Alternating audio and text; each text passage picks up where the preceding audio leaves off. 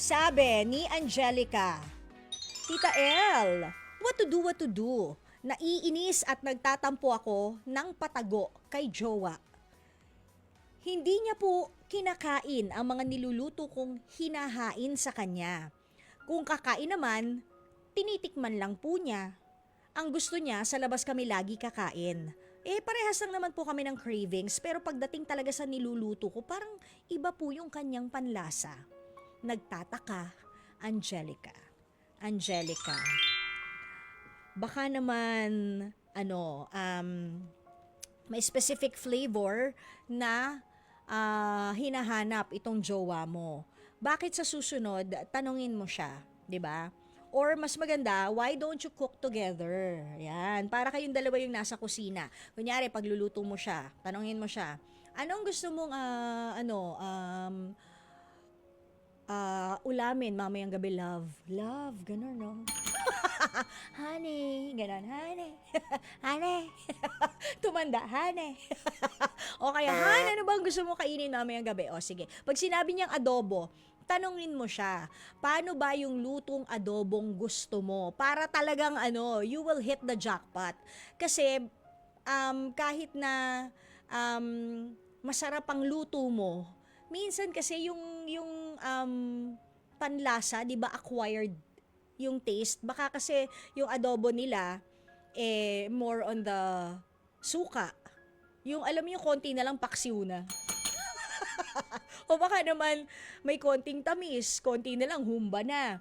Tanungin mo siya specifically kung ano yung gusto niya sa luto ng adobo, ng sinigang, kung may preference ba siya, kung kamyas ba sa pagsigang, kung kalamansi, or kung sampalo. Kasi baka meron ng ganon, or nahihiya lang siguro yung boyfriend mo na sabihin sa'yo kasi baka ma-offend ka. But since medyo nagtatampo ka na, I guess it's about time na mag-usap kayo ng maayos. Huwag mong i-confront ng galit. Sabihin mo lang na medyo nakakatampo ka na. Syempre, pinaghihirapan ko naman yung niluluto ko, di ba? Tapos ayaw mong kainin. Ganon. O, tapos tanungin mo, ano ba ang kulang sa niluluto mo? Kasi ang daming love. Ang daming love na part ng ingredients ng paglulutong yan. Tapos sinagot ka, di puro love na lang gawin mo. Charing.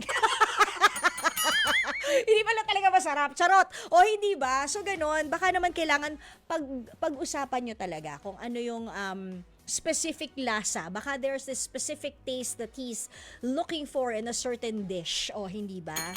Ganun lang yun, Angelica. Huwag ka masyado magtampo. Ikaw naman. Tampururot naman itong batang ito. Angelica. Pangalan pa naman, Angelica. Tampuhin ka. Katapuhin! Oo. Okay. Next, si J. Lord. Nagtatanong. Sabi niya, Tita El, what to do? Graduating po ako this year and business administration po. I'm a working student sa isang fast food at kinakaya ko naman po both. I am planning po sana na mag-business na agad after graduation.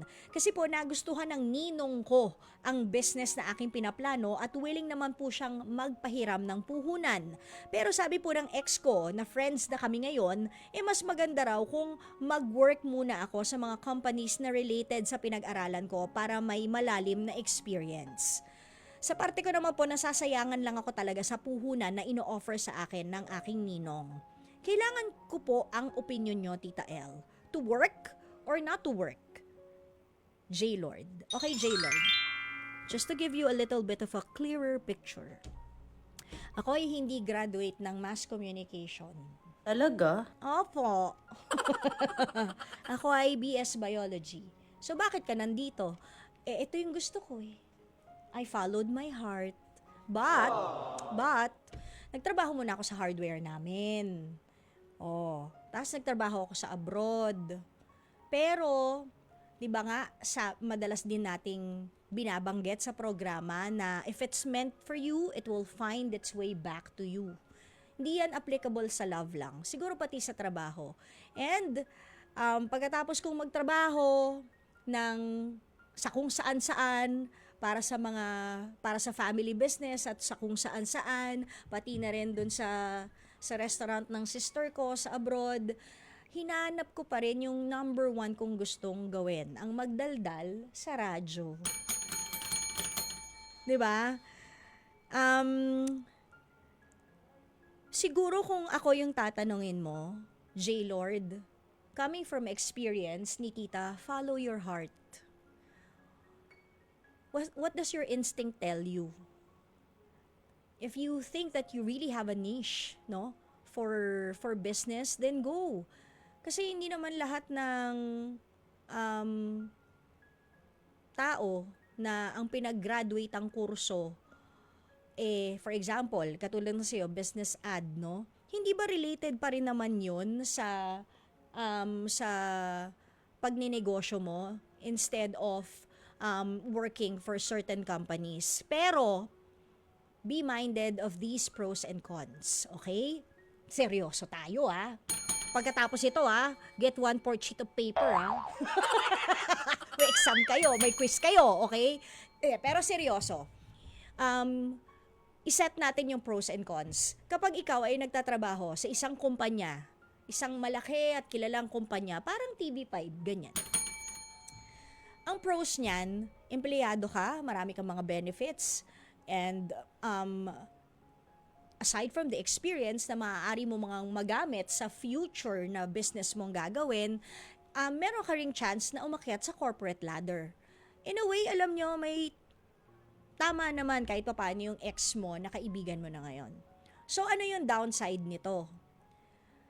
Baka mabulo ka na rin naman, baka dyan ka na tumanda, 'di ba?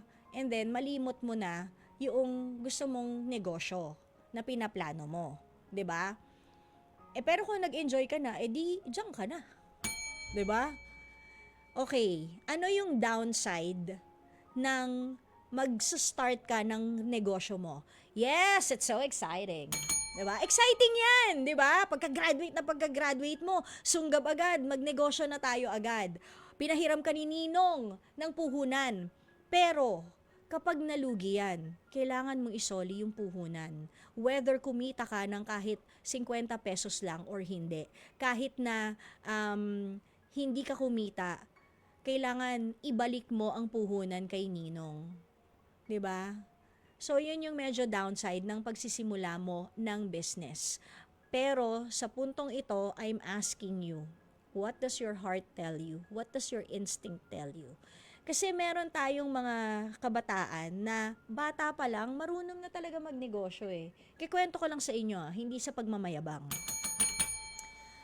Nung grade 2 ako, etong tita ko na business-minded, nakita niya yung potential sa akin. Wag na nating i-reveal kung anong year to, pero hindi pa po uso mga cellphone nun. And pumupunta ako sa mga tindahang maliliit dun sa village namin at nagbebenta ako ng mga pictures ng mga artista sa mga kaklase ko. So, kumbaga, kumikita ako no ng mga 5, 10 pesos o edi, natuwa sa akin yung auntie ko. So ganyan pala. O sige, you know what she did? From Quiapo, nagdala siya ng mga Christmas cards. Pinabenta niya sa akin. Sabi niya, ang puhunan niyan is 200 pesos. Patungan mo ng kung magkano mo gusto, basta mabebenta mo, balik mo sa akin yung 200. Alam nyo, kumita ako rin ng 200 pesos. Totoo? Yes. Hindi ba? So, meron kasi talaga mga bata na siguro nasa nature nila yung magnegosyo. So, sana kung ganun ka, J. Lord, di go for it. Follow your heart. Kung saan mo sa tingin na bongga ka, magaling ka, pero wala rin namang masama if you do get some experience from prestigious and big companies. Either or, it's a win-win. 'Di ba? And sana, suportahan all the way ikaw ng ninong mo. Ayan, sa iyong journey sa pagninegosyo. Okay? Mga kapatid! Dito tayo sa totoo. Yan yun yung boses. Pagbigyan nyo na, minsan lang naman yan. Siyempre, dito tayo sa True FM, hindi ba? Like, share, subscribe, follow ang ating mga social media accounts, ha? At True Network PH. Yun lang ang keyword na hahanapin nyo. TrueNetwork PH.